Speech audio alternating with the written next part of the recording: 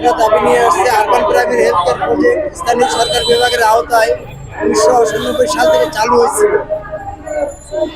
এইটে আজকে 26 সাল, তার মানে আপনার 28 বছর পর হঠাৎ করে ডিসিশন হয়েছে মন্ত্রণালয়ের যে স্বাস্থ্য খাতে যাবে। এখন আমাদের দাবি, আমরা এতদিন ধরে চাকরি করে দক্ষ জনবল, আমাদের এই জনবল শুধু যে বিল্ডিং যাচ্ছে, আমাদের কোনো ডিসিশন হচ্ছে না যে আমরা কি করব। আমাদের এজন্যই আমরা একটা মানে অন্ধকারের ভিতর পড়ে গেছি। এতদিন চাকরি করে এত মানে ট্রেনিং পেয়ে আপডেট হয়ে এত বিভিন্ন আপনার যখন করোনা আসছে, যখন ডেঙ্গু আসছে, তখন এত মহামারীর ভিতরে আমরা সেবা দিচ্ছি এবং আমরা প্রত্যন্ত এলাকায় সেবা দিই। আমি যেরকম কুড়িগ্রাম থেকে আসছি, কুড়িগ্রাম অনেক প্রত্যন্ত এলাকা জানেন। এখন আমাদের চাকরিটা একটা ধোঁয়াশার ভিতর পড়ে গেছি। এই জন্য আমাদের আজকে মানববন্ধন করা, যে বিল্ডিংটা নিলেও সঙ্গে সঙ্গে আমাদের এই মাননীয় প্রধানমন্ত্রীর কাছে আপনার মাধ্যমে বার্তাটা দিতে চাই।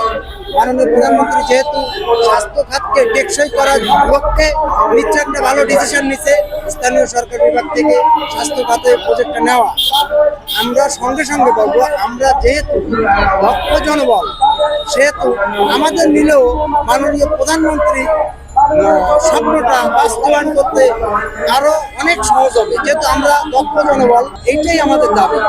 আসলে এই উত্তরটা আমি সঠিক দিতে পারবো না, কেন মানছে না এটা আমি বলতে পারবো না।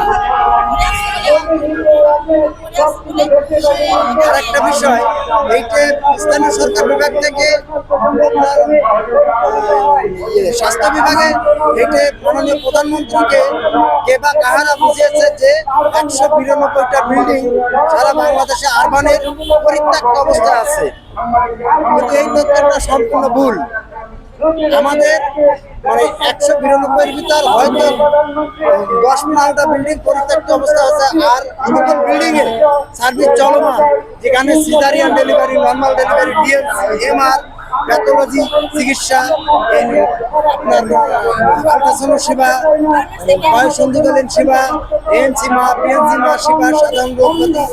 এখন মানে প্রধানমন্ত্রী এই মাথায় নিচ্ছে যে যেহেতু পরিত্যক্ত অবস্থায় আছে, সেহেতু এই বিল্ডিংগুলো স্বাস্থ্য খাতে নেওয়া হোক। তার কাছে আপনার মাধ্যমে মেসেজটা দিতে চাই, এইটা সব বিল্ডিং পরিত্যক্ত অবস্থা নাই, 10% বিল্ডিং পরিত্যক্ত অবস্থায় থাকতে পারে। সে যখন জানছে যে সব বিল্ডিং পরিত্যক্ত অবস্থায়, তখন সে এই ডিসিশনটা নিচ্ছে। কিন্তু আসলে তার মাথায় যদি একটু যায়, সঠিকভাবে সে তথ্যটা পায় যে পরিত্যক্ত অবস্থায় নাই, এই বিল্ডিংটা চলমান আছে, তাহলে আমার মনে হয় তখন আমাদের প্রতি সদয় দৃষ্টি দিয়ে এই দক্ষ জনবল সেবাটা পরিচালনা করবে।